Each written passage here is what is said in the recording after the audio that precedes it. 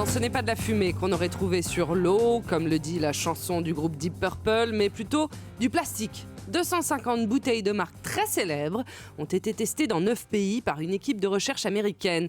Les résultats seraient surprenants puisque du plastique aurait été trouvé dans 93% de ces échantillons. On y a trouvé du polypropylène, du nylon et du polytéréphtalate d'éthylène. Oh la vache! Ah oui, c'est dur à dire. Mais oui, c'est pas évident. Mais surtout, on n'a pas l'habitude de rencontrer du plastique comme ça dans sa bouteille d'eau minérale. C'est un peu étonnant. Il vient d'où ce plastique ? Eh bien, je n'en sais rien parce que cette étude, non mais c'est vrai parce que cette étude qui a été faite par une université américaine et une ONG, il n'y a pas grand monde déjà qui peut confirmer ces données-là. Donc, il va falloir confirmer le sérieux de cette étude. Deuxièmement, envisager les effets parce que c'est pas parce qu'on trouve des particules de plastique que ça a forcément des effets néfastes. C'est vrai que ça fait peur en disant, mais attends, moi je bois de l'eau. En plus, l'eau, il y a le symbole de la pureté. On n'a pas envie de se retrouver avec du plastique. Et d'où il vient, on peut pas identifier non plus. Est-ce qu'il vient de la bouteille, parce qu'on pourrait imaginer que c'est peut-être la bouteille. Je vous rappelle l'histoire des biberons quand même, quand il y avait des bisphénol A dedans, ça potentiellement contaminait l'intérieur du biberon. Donc, est-ce que c'est le contenu qui va polluer le contenant? Première hypothèse. Est-ce que c'est dans le processus de fabrication?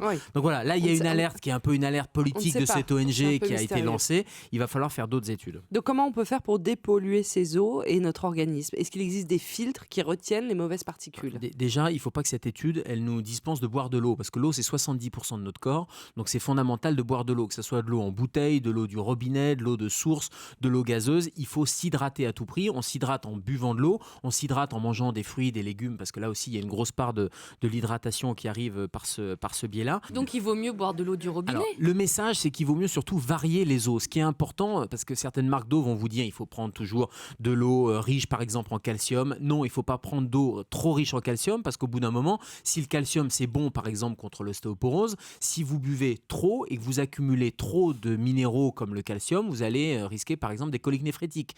Par contre, c'est bien de prendre quelques eaux avec du calcium, et puis vous allez alterner. La semaine d'après, vous allez prendre une eau qui est riche en magnésium. On sait que le magnésium, c'est bon pour le moral, par exemple, ou une eau qui est riche en sodium. Donc, regardez la composition des eaux minérales.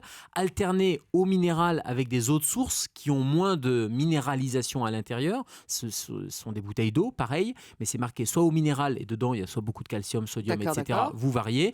Et de temps en temps, de l'eau de source, et puis l'eau du robinet qui est excellente. Mais c'est surtout ça, voilà, parce que quand on dit qu'il faut boire 1,5 litre d'eau par jour, c'est quand même bien plus pratique au robinet. L'eau du robinet, elle est bonne, elle est pas chère. On a une conscience écologique quand même. Suivant les régions, elle a un goût qui est plus ou moins bon, mais le goût, et notamment le chlore, c'est pas dangereux pour la santé, c'est simplement le processus de traitement qui va faire qu'elle a un goût qui est plus ou moins agréable. Il y a des gens qui supportent et d'autres qui ne supportent pas et qui ne veulent que telle eau de source, par exemple. Mais le message clé, c'est de s'hydrater, et vraiment de varier l'apport en eau, parce que l'eau, c'est absolument vital. Et cette étude avec le plastique, à la limite, le plastique, c'est sûr qu'on a des tas de déchets plastiques, et il va falloir qu'on limite sur le plan écologique, mais de là à affoler les gens avec l'intérieur de l'eau qui serait contaminée, etc. Non, là, il faut pas. Je pense que pour l'instant, on n'a pas de données suffisantes. S'il y a bien un moment donné où il faut boire de l'eau minérale, c'est pour les nourrissons.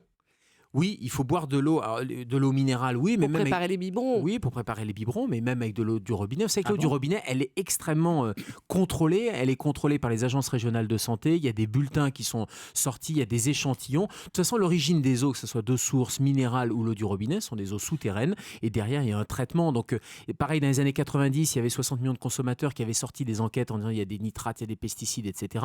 Depuis, les usines de traitement de l'eau du robinet ont été extrêmement améliorée, et maintenant on n'a plus ces problèmes de pesticides.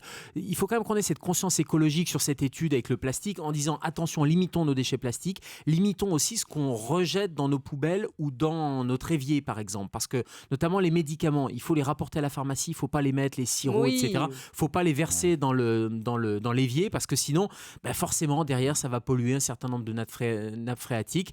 Alors derrière ça sera retraité, mais si on peut éviter à la source de contaminer, c'est quand même ça, c'est la responsabilité de chacun, mais je crois qu'il y en a une qui est d'accord avec vous depuis le début de cette chronique, c'est Véronique Sanson.